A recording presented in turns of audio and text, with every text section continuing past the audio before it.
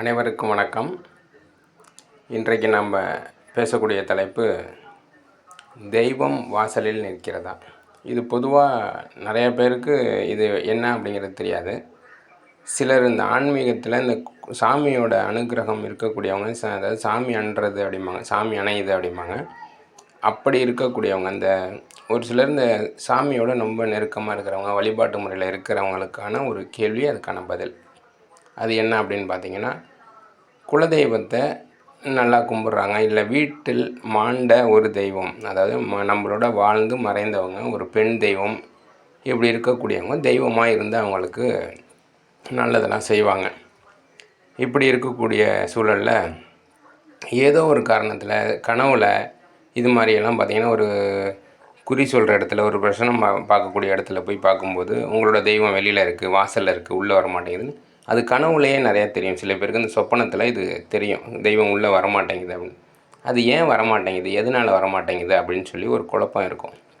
ஒன்றும் இல்லைங்க, நமக்காக இருக்கக்கூடிய ஒரு தெய்வம், அது நமக்குள்ள தெய்வமாக இருக்கலாம், இல்லை நம்மளோட இருந்து மாண்டு மறைஞ்சி நமக்கு அருள் செய்யக்கூடிய ஒரு பெண் தெய்வம், கன்னியாக இருக்கலாம். இந்த தெய்வங்கள் நமக்குன்னு ஒரு முன்னாடி ஓடி வரக்கூடிய ஒரு தெய்வம்.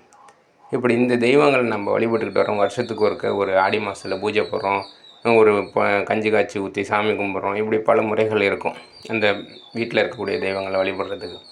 இப்படி வழிபடும்போது சிலர் என்ன செஞ்சுருவாங்க, ஏதோ ஒரு சூழல், ஒரு கிரக சூழல் சரியில்லை அப்படிங்கிறப்ப சம்மந்தம் இல்லாமல் வேறு ஒரு தெய்வத்தை வழிபட்டு ஒரு ஊருக்கு போகிறோம், ஒரு கோயிலுக்கு போகிறோன்னா அங்கே சில கயிறை வாங்கி கட்டிக்கிறது, ஒரு தாயத்தை போட்டுக்கிறதுன்னு சொல்லி நம்ம தெய்வம் இல்லாத மற்ற தெய்வத்தை வழிபட்டு அவங்களோட அந்த பூஜை ஜாமான்களை கொண்டு வந்து நம்ம வீட்டில் வைக்கும்போது இவங்க கோவப்பட்டு விலகி நிற்கக்கூடிய ஒரு சூழல் வந்துடும்.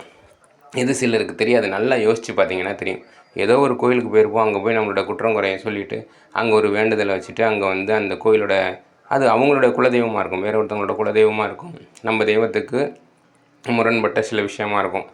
அது மாதிரியான ஒரு இடத்துல போய் அந்த விபூதி வாங்கிறது அல்லது அங்கே பரிகாரம் பண்ணிக்கிட்டு வர்றது, இப்படி செய்யும்போது இந்த தெய்வம் கோபப்பட்டு வெளியில் நிற்கும்.